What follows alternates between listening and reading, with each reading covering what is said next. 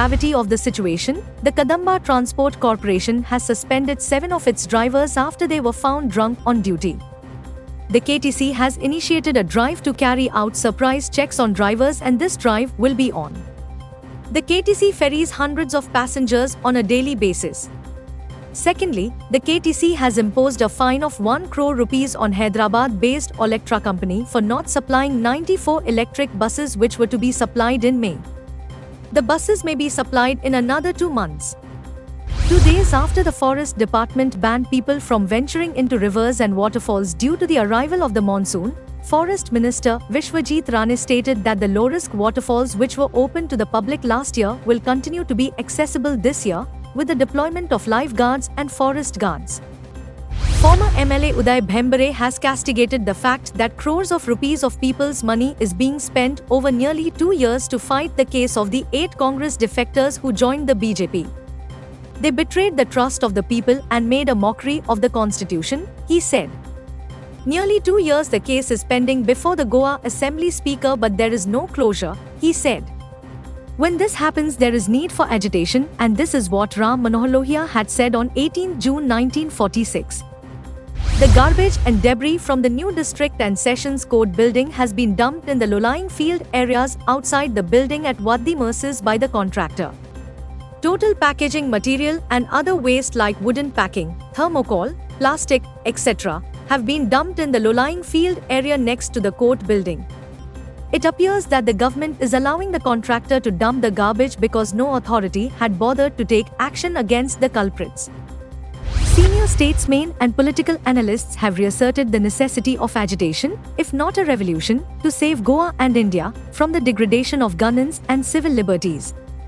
Agitation and revolution is the last resort, they said, for getting back civil liberties as well as basic rights for the common man. Others opine there was no revolution in 1946, nor can we have a revolution now since people are bartering away their land. Goa resonated with patriotic fervor as the state celebrated the 78th anniversary of Goa Revolution Day. The day was marked with 2 main functions, one at the historic Lohia Maidan and at Azad Maidan Panjim. The day was also marked by a series of events and ceremonies across the state, honoring Ram Manohar Lohia and other freedom fighters and people who gathered at Lohia Maidan on 18 June 1946 to demand civil liberties from the Portuguese colonial rule. 18 June 1946 gave a renewed thrust to the Goa liberation struggle. In memory of this historic moment, the main shopping street in Panjim was named after this event. What is the state of 18th June Road on 18th June? Has it been curated under the Smart City project to stand a testimony to the historic event? 18th June is celebrated as Goa Revolution Day. Though Goans were always fighting for freedom from colonial rule, this was the day a fresh impetus was given to the freedom was given by Ram Manohar Lohia. In this edition of Street Voices, Herald TV spoke to several people and asked them what is 18th June and what is its significance to Goa. The fields in Talegaon have been damaged due to alleged unauthorized trenching and digging work for the last 3 days. The affected local farmers have decided to submit formal letters to the Talegaon Panchayat demanding explanations and accountability for the unauthorized entry and destruction of their fields and the steps to be taken to rectify the damage caused. They have appealed to the authorities to immediately stop the unauthorized work, demand full transparency. Opposition leader Yuri Alamaud demanded that Chief Minister deliver on his promise of jobs for freedom fighters' children. He called for an inquiry into Lohia Maidan renovation. Alamaud also called for declaration of Lohia Maidan, Azad Maidan, Patradevi and Asolna Martyrs Memorial as state monuments. Bailancho Ekwatta has submitted formal request to the Agasaim police station for a thorough investigation into the recent infant remains found at Tarivado, Mandul. Expressing deep distress over the recurring incidents of infants being abandoned and left to perish, Bailancho Ekwatta has voiced its dismay at what they perceive as a lapse in societal and governmental responsibility. 3 days later, the body of the infant has not been found.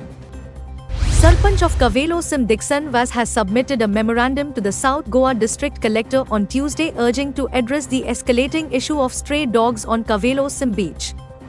The memorandum highlights the growing threat posed by stray dogs, which have been increasingly attacking both tourists and locals frequenting the scenic beach. Sarpanch along with concerned locals have urged the collector to look into the matter and resolve the issue as early as possible.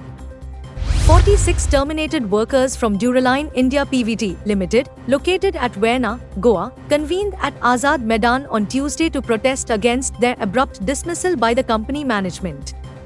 The workers, who have dedicated 20 to 25 years of service to the company, were summarily dismissed in violation of labor laws, according to the aggrieved workers. The workers have vowed to continue their protest until their grievances are addressed. In a scintillating display of football prowess, striker Clencho Pinto led Don Bosco Oratory Fatoda to a resounding 6-1 victory over Warka Sports Club, securing their spot in the semi-finals of the 13th Kana Benolim Panchayat Cup football tournament. Bhai Kurturam defeated SSVO Nerul 3-0 and moved into the next round of the Piyush Arambol Football Cup 2024 at Mount Carmel Church Ground, Arambol Monday. Bhai Kurturam netted a goal each through Angel, Clifton and Royson.